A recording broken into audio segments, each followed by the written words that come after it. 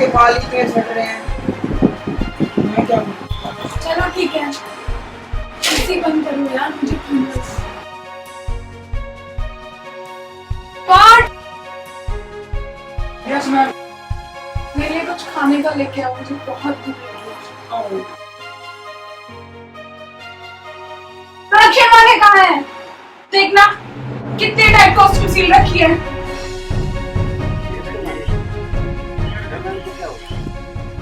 Ma'am shot ready है। आती हूँ।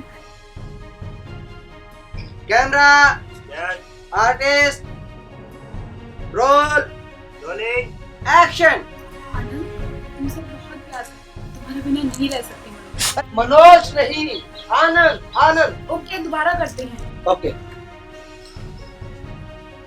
Camera artist roll action. Anand, तुमसे बहुत प्यार करती हूँ, तुम्हारे बिना नहीं रह सकती मैं। मनोज नहीं यार, आनंद। चिल्ला क्यों रहे हो? दोबारा करते हैं। Okay camera ready roll action. Anand, तुमसे बहुत प्यार करती हूँ, मैं तुम्हारे बिना नहीं जी सकती मनोज। फिर मनोज आनंद आनंद आनंद। वो नहीं है। बैकअप मैम, आपको हो क्या गया है? विकास, मैं क्या करूं? मेरा काम में मन नहीं लगता है, मेरी पूरी बॉडी पेन कर रही है, मुझे कुछ याद नहीं रहता है, और ये देखो मैं कितनी मोटी होती जा रही हूँ। मैं आपको यही तो कह रहा हूँ, आपकी मार्केट वैल्यू धीरे धीरे खत्म होती जा रही है। पूरी मार्केट में ये चर्चा है कि आपका काम पे बिल्कुल ध्यान नहीं है। मेरी आपको एक सलाह है कि आप किसी अच्छे डॉक्टर को दिखाओ। जीवन को आसान और खुशहाल बनाने के लिए आवश्यक है कि हम स्वास्थ्य से जुड़ी बातों के प्रति जागरूक हों। आइए जानते हैं स्वास्थ्य से जुड़ी बारीकियों के बारे में डॉक्टर स्वाति महेश्वरी से, जिन्होंने देश विदेश में मेडिकल साइंस की शिक्षा और अपने 15 सालों के अनुभव के बाद स्वास्थ्य क्रांति लाने के मिशन की शुरुआत की है। डॉक्टर स्वाति महेश्वरी। इस शो में आपका स्वागत है। हाइपोथायरॉयडिज्म या थायराइड की कमी एक ऐसा रोग है जो चुपके आ जाता है, यानी कि अक्सर हमें इसका आभास ही नहीं होता। क्योंकि अगर आप ये पूछेंगे कि इसका सबसे कॉमन लक्षण क्या है, तो शायद उसका जवाब होगा कुछ नहीं। यानी कि इसके लक्षण इतने साधारण होते हैं जैसे कि थकावट, उदासीनता, नींद ठीक से ना आना। ज्यादातर हम ये सोचते हैं कि ये लक्षण किसी तनाव के कारण, किसी परिस्थिति के कारण या मौसम के कारण महसूस हो रहे हैं, और तब हमारा ध्यान थायराइड की तरफ आकर्षित भी नहीं होता है और हम बेवजह तकलीफ उठाते रहते हैं। अगर इस तरह के लक्षण ज्यादा समय तक महसूस हो और आपकी डेली रूटीन भी इफेक्ट होने लग जाए, तो एक बार डॉक्टर को जरूर दिखाना चाहिए। अब पहले ये जानते हैं कि थायराइड ग्लैंड क्या होती है। थायराइड ग्लैंड एक तितली के आकार की लगभग 5 सेंटीमीटर की छोटी सी ग्लैंड होती है, जो कि हमारे गले में सांस की नली के ऊपर यहाँ पर होती है। ये ग्लैंड छोटी सी होते हुए भी हमारे शरीर का जरूरी हिस्सा है, क्योंकि हमारे शरीर के कई अहम कार्यों को कंट्रोल करती है। आम सी भाषा में अगर हम समझें तो हमारे शरीर के सभी सेल्स खाने को एनर्जी में तब्दील करते हैं और फिर उस एनर्जी को अपने अपने निर्धारित कार्य को करने के लिए इस्तेमाल करते हैं। खाने से एनर्जी बनने के प्रोसेस को मेटाबॉलिज्म कहते हैं, जो कि हमारा थायराइड कंट्रोल करता है। हम कितनी कैलोरीज बर्न कर रहे हैं, ये भी थायराइड ही कंट्रोल करता है। इसलिए अगर थायराइड की कमी हो जाए तो शरीर भी कम एनर्जी बना पाता है, यानी कि मेटाबॉलिज्म स्लो हो जाता है, वजन बढ़ने लगता है, कोलेस्ट्रॉल भी बढ़ने लगता है और हमारी शरीर की कई ऐसी गतिविधियां हैं जो प्रभावित होने लगती हैं, जैसे कि सांस लेने की प्रक्रिया, धड़कन की गति, मांसपेशियों की मजबूती, नसों की कार्य गति, मस्तिष्क का विकास और शरीर का तापमान, और इसी कारण से परेशानियां होने लगती हैं। यहाँ ये बताना बहुत जरूरी है कि जिनका वजन अत्यधिक बढ़ा हुआ होता है वो अक्सर ये सोचते हैं कि ये थायराइड की वजह से है, लेकिन ये धारणा गलत है, क्योंकि ऐसा देखा गया है कि थायराइड की कमी की वजह से लगभग 2 से 4 किलो वजन ही बढ़ता है, जो कि इलाज शुरू करने के बाद आसानी से कम भी हो जाता है। अगर थायराइड कम होगा तो थकान आसानी से महसूस होगी, ठंड ज्यादा लगेगी, आपके आसपास के लोगों को एसी में अच्छा लग रहा होगा लेकिन आपको ठंड लगेगी, आपका मन करेगा कि एसी या फैन को बंद कर दें, त्वचा ड्राई महसूस होगी, मांसपेशियों में कमजोरी या दर्द, याददाश्त का कमजोर होना, उदासीनता, आपका मन एक्सरसाइज करने का बिल्कुल नहीं करेगा और स्टेमिना भी कम हो गया है ऐसा महसूस होगा। बाल झड़ना या उनका हल्का होना, चेहरे पे सूजन या आंखों के नीचे सूजन, इसके अलावा नींद ना आना, हाथों पैरों में सुनपना या झंझनाहट, कब्जी महसूस होना, ये सब भी लक्षण हो सकते हैं।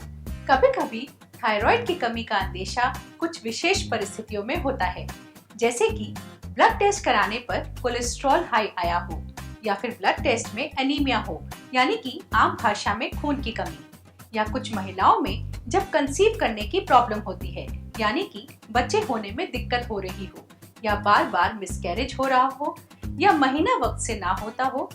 कभी कभी सांस लेने में दिक्कत या निगलने की दिक्कत में भी थायराइड की कमी का अंदेशा होता है। कई और कारणों से भी ये परेशानियां हो सकती हैं, लेकिन इसका कारण थायराइड तो नहीं है, ये जानना बहुत जरूरी है। और सबसे अच्छी बात यह है कि अगर थायराइड के कारण ऐसा हो रहा है तो इसका इलाज बहुत आसान है। थायराइड ग्लैंड दो जरूरी हार्मोन T3 और T4 बनाती है। इसके अलावा हमारे ब्रेन के दो जरूरी हिस्से पिट्यूटरी और हाइपोथैलेमस इसको कंट्रोल करते हैं। T3 और T4 बनने के लिए आयोडीन की जरूरत होती है, जो कि हमारे खाने से शरीर में पहुंचता है। कुछ वर्षों पूर्व तक आयोडीन की कमी को ही हाइपोथायरॉयडिज्म का मुख्य कारण माना जाता था।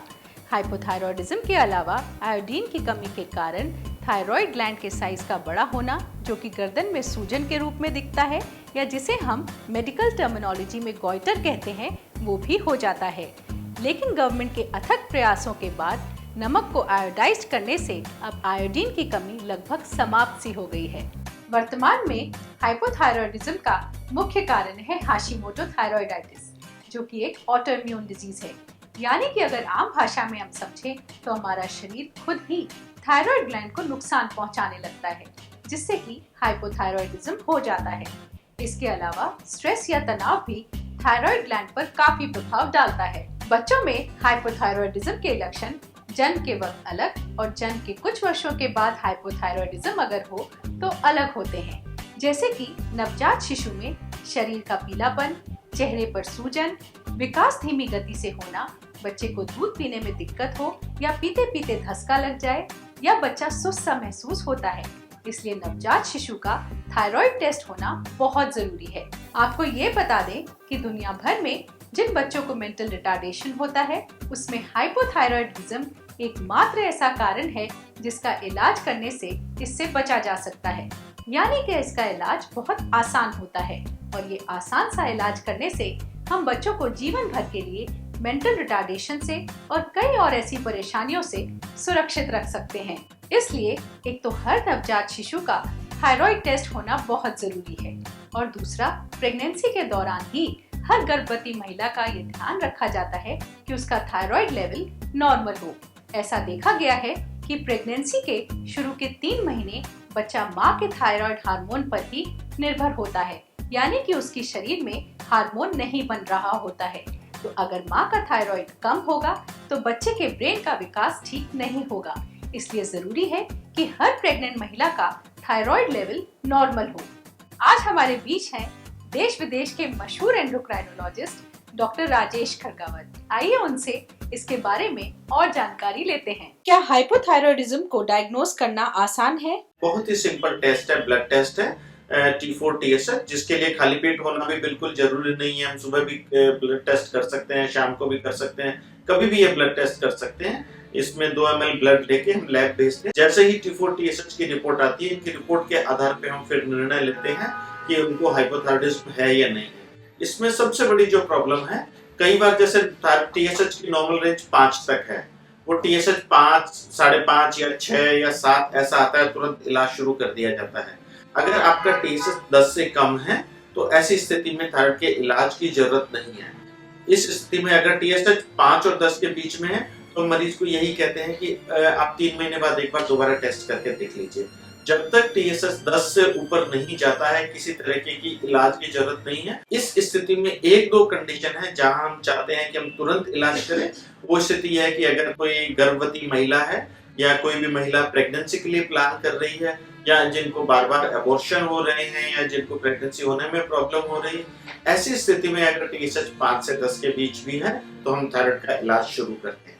हाइपोथायरॉयडिज्म से हेयर लॉस पर कितना प्रभाव पड़ता है? अगर थायराइड हार्मोन ज्यादा बन रहा है या थायराइड हार्मोन कम बन रहा है तो दोनों ही स्थिति में हेयर लॉस हो सकता है। सो इसलिए जरूरी है कि जिन भी लोगों को हेयर लॉस हो रहा हो एक बार थायराइड की जांच करवा लें, और अगर हम ट्रीटमेंट करते हैं और थायराइड फंक्शन वापस नॉर्मल हो जाता है तो उस स्थिति में हम ये नहीं कह सकते कि अब होने वाला हेयर लॉस थायराइड की वजह से हो रहा है। क्या हाइपोथायरॉयडिज्म का इलाज आसान है? इलाज बहुत साधारण है, बहुत ही सिंपल है और बहुत ही कम खर्चीला है। अगर हाइपोथायरॉयडिज्म है तो आपको सवेरे उठते ही एक गोली लेनी है और 3 से 6 महीने के बीच में एक बार दोबारा टेस्ट करवाना है। क्या थायराइड की दवा खाली पेट ही खानी चाहिए? हाइपोथायरॉयडिज्म की गोली जिसे हम थायरोक्सिन की गोली कहते हैं वह हमेशा खाली पेट ही सवेरे उठते ही लेनी चाहिए और आधे घंटे तक किसी भी प्रकार का खाना या चाय या दूध हमको अवॉइड करना चाहिए, नहीं लेना चाहिए, क्योंकि यह देखा गया है कि अगर थायराइड की गोली के साथ हम खाना ले लेते हैं या चाय दूध ले लेते हैं तो उस गोली का खून में जाना या एब्जॉर्प्शन कम हो जाता है। अगर हम 50 की या 75 की गोली ले रहे हैं और खाने के साथ में ले रहे हैं तो 50 के बजाय 40 ही खून में पहुंचेगा। तो प्रॉपर एब्जॉर्प्शन के लिए जरूरी है कि थायराइड की गोली हम खाली पेट लें और उसके आधे घंटे तक हम कुछ भी नहीं लें, उसके बाद हम कुछ भी ले सकते हैं, उसका कोई फर्क नहीं पड़ेगा। अगर थायराइड की दवा मिस हो जाए तो क्या करें? उस स्थिति में जैसे ही आपको याद आता है कि आज मैंने थायराइड की गोली नहीं ली है सवेरे, तो जब भी आपको याद आए तुरंत आप थायराइड की गोली ले लीजिए। ऐसा करने से पहले ये देख लें कि आपने पिछले 1 घंटे में खाना तो नहीं खाया है। पिछले 1 घंटे में अगर आपने खाना नहीं खाया है तो आप थायराइड की गोली जब भी याद आए, दिन में 12 बजे, 2 बजे, शाम को जब भी याद आए आप थायराइड की गोली ले लीजिए और उसके अगले आधे घंटे तक खाने के लिए कुछ नहीं लीजिए तो थायराइड की गोली एब्जॉर्ब हो जाएगी। अगर आप पूरा एक दिन भूल गए हैं थायराइड की गोली तो उस स्थिति में जब भी आपको नेक्स्ट डे याद आता है उस मॉर्निंग में आप थायराइड की एक गोली की बजाय 2 गोली एक साथ ले लें, जिससे पिछले दिन की जो कमी है वो भी पूरी हो सके और उसके बाद के अगले दिन से वापस सेम डोज एक गोली आप चालू रखें। अगर आप 2 दिन पूरा भूल जाते हैं तो तीसरे दिन 3 गोली ले सकते हैं, लेकिन अगर 3 से ज्यादा दिन भूलते हैं तो 3 से ज्यादा मात्रा नहीं बढ़ानी है। फिर आप 3 गोली लेके उसके बाद से अगले दिन से सेम मात्रा बराबर लेनी चालू कर दीजिए। थायराइड की कमी के कारण क्या महिलाओं में बच्चा न होने की दिक्कत हो सकती है? यह देखा गया है कि उन महिलाओं में जिनमें इनफर्टिलिटी है या जिनमें प्रेगनेंसी हो तो रही है लेकिन प्रेगनेंसी कंप्लीट नहीं हो रही, पहले ट्राइमेस्टर में, पहले 3 महीनों में या पहले 6 महीनों में अबॉर्शन हो जाता है, उन महिलाओं में यह देखा गया है कि थायराइड की प्रॉब्लम होने के चांसेस ज्यादा हैं और इन महिलाओं को अगर थायराइड का ट्रीटमेंट हम देते हैं तो इनमें प्रेगनेंसी होने या नॉर्मल प्रेगनेंसी कंटिन्यू होने के चांसेस बढ़ जाते हैं। अतः उन सभी महिलाओं को जिनमें प्रेगनेंसी नहीं हो रही है या जिनमें प्रेगनेंसी कंटिन्यू नहीं हो रही है, जल्दी अबॉर्शन हो रहे हैं, सबको ये सलाह दी जाती है कि वो अपना तुरंत एक बार थायराइड का टेस्ट करवा लें और अगर उसमें TSH ज्यादा आता है तो इलाज की जरूरत है। जिन महिलाओं को हाइपोथायरॉयडिज्म है उनको प्रेगनेंसी के दौरान किन बातों का ध्यान रखना चाहिए? जिन महिलाओं को हाइपोथायरॉयडिज्म है और जिनका थायराइड का इलाज चल रहा है उनमें सबसे पहली और जरूरी चीज है कि प्लीज अपनी गोली एक भी दिन भूले नहीं, अपनी गोली बिल्कुल बराबर रेगुलर लेते रहें। और क्योंकि हम चाहते हैं कि प्रेगनेंसी में थायराइड एकदम अच्छा कंट्रोल रहे, इसलिए जरूरी है कि हर 1 महीने से TSH की जांच करवाई जाए और यह TSH 3 से हमेशा कम रहना चाहिए और अगर ये 3 से कम रहता है तो हम कहते हैं कि बिल्कुल अच्छा कंट्रोल है। अगर TSH की वैल्यू 3 से ज्यादा आती है तो उस स्थिति में हमें दवाई बढ़ाने की जरूरत है और ताकि बच्चे के दिमाग पे कोई बिल्कुल भी असर नहीं रहे। अगर थायराइड की बीमारी बहुत ज्यादा बढ़ी हुई है तो सिर्फ उसी स्थिति में बच्चे के दिमाग पे असर हो सकता है, लेकिन अगर TSH थोड़ा सा बढ़ा हुआ है तो उससे आगे चल के प्रॉब्लम हो सकती है, लेकिन बच्चे के दिमाग पे बिल्कुल भी असर नहीं पड़ेगा। थायराइड का इलाज जिंदगी भर चलता है तो क्या डरने की कोई बात है? नहीं, थायराइड से बिल्कुल भी डरने की बात नहीं। हाइपोथायरॉयडिज्म का इलाज जिंदगी भर चलता है, लेकिन इसके लिए सिर्फ एक आपको सवेरे उठ के एक गोली लेनी है, आधे घंटे तक कुछ नहीं लेना, उसके बाद भूल जाना है कि आपको थायराइड की बीमारी है। अगर हम उपयुक्त मात्रा में थायराइड की गोली ले रहे हैं तो हमें बिल्कुल भी डरने की जरूरत नहीं है। अगर हम जरूरत से ज्यादा थायराइड की गोली ले रहे हैं या जरूरत से कम गोली ले रहे हैं और हम उसको चेक भी नहीं कर रहे, उस स्थिति में जरूर है कि शरीर में कुछ प्रॉब्लम हो सकती है और कुछ ज्यादा लेने से शरीर में कुछ गोली के साइड इफेक्ट हो सकते हैं, जिसमें सबसे जरूरी, सबसे इम्पोर्टेंट जो साइड इफेक्ट है वो है कि इसका थायराइड की गोली ज्यादा लेने से इससे हड्डियों पे असर पड़ता है और हड्डियां कमजोर हो जाती है। अभी आपने डॉक्टर खड़कावत से ये जाना कि थायराइड का इलाज कितना आसान है। थायराइड और कोलेस्ट्रॉल में एक स्ट्रॉन्ग लिंक होता है। हाइपोथायरॉयडिज्म की वजह से कोलेस्ट्रॉल बढ़ जाता है, इसलिए जिन लोगों का कोलेस्ट्रॉल हाई आया हो उन्हें एक बार थायराइड का टेस्ट जरूर कराना चाहिए। अगर टेस्ट में थायराइड की कमी निकलती है तो ऐसी स्थिति में पहले थायराइड का इलाज किया जाता है और कोलेस्ट्रॉल की दवा नहीं दी जाती है। ऐसा देखा गया है कि थायराइड ठीक करने से कोलेस्ट्रॉल भी ठीक हो जाता है, इसलिए थायराइड लेवल नॉर्मल आने पर कोलेस्ट्रॉल दोबारा चेक किया जाता है। अगर फिर भी कोलेस्ट्रॉल हाई आया हो तो तब फिर कोलेस्ट्रॉल की दवा दी जाती है। अक्सर हम सुनते हैं कि पत्ता गोभी, फूल गोभी, ब्रोकली जैसी सब्जियां थायराइड की प्रॉब्लम्स करती हैं। इनमें गोइट्रोजेंस या गोइटर करने के तत्व होते हैं, लेकिन नमक के आयोडाइज्ड होने के बाद इनका प्रभाव एकदम खत्म सा हो गया है, क्योंकि ये आयोडीन की कमी में ही थायराइड की प्रॉब्लम करते हैं। जिन लोगों को थायराइड की प्रॉब्लम हो उन्हें खाने पीने में कुछ बातों का ध्यान रखना जरूरी है, जैसे कि सोय जिनमें की फाइटोएस्ट्रोजेंस होते हैं वो थायराइड में नुकसान देते हैं। इसके अलावा अधिक चर्बी का खाना भी थायराइड की प्रॉब्लम में नुकसान देता है। आइए जानते हैं एक मशहूर डाइटिशियन से कि थायराइड की प्रॉब्लम में किन किन बातों का खाने में ध्यान रखें। अथाह मात्रा में हमारे देश में धनिया होता है, साबुत धनिया, और धनिया के बीजों को सुबह उबालें, रात को भिगो दें, सुबह उबाल के, और उसको जैसे हम लोग सुबह चाय को बंद कर दें, चाय की जगह धनिया का पानी को सीप कर करके और वो आप पिए तो आपका TSH, T3, T4 जो भी आपका बैलेंस है वो मैनेज होगा। इसके साथ ही हम लोगों के यहाँ पर 3 महीने के लिए सिंघाड़ा आता है। सिंघाड़े का प्रयोग हमें ज़्यादा से ज़्यादा करना चाहिए, क्योंकि सिंघाड़े में नेचुरल आयोडीन है। आयोडीन की डेफिशिएंसी से हमारा थायराइड बढ़ता है। सिंघाड़े के आटे की रोटी का प्रयोग करें। सिंघाड़े को घर पे लाके पीस के बनाएं और आटे की 1 मुट्ठी सिंघाड़े की और 1 मुट्ठी गेहूं के आटे की बराबर की मात्रा में लेकर उसकी रोटी खाएं तो आपको मेटाबॉलिज्म बढ़ेगा और आपका आयोडीन की जो डेफिशिएंसी है उससे आपको निजात मिलेगी। और सिंघाड़ा जो आपका फ्रेश आएगा, प्रत्येक व्यक्ति को मैं कहूँगा कि 200 से 250 ग्राम सिंघाड़े रोज खाने चाहिए। और न खाने वाली भी कुछ चीजें हैं जिनको थायराइड में नहीं खाना चाहिए। उसमें मूंगफली है, पत्ता गोभी है, फूल गोभी है और केला है, इनसे हम दूरी बनाएं। इसके अलावा जिन लोगों को थायराइड की प्रॉब्लम है उनको इस बात का ध्यान रखना भी जरूरी है कि खाने में ज्यादा शुगर की चीजों को अवॉइड करें। अल्कोहल भी थायराइड में नुकसान देता है। सबके लिए एक्सरसाइज करना बहुत जरूरी है और जिन लोगों का वजन बढ़ा हुआ है उनको वजन भी कम करना बहुत जरूरी है।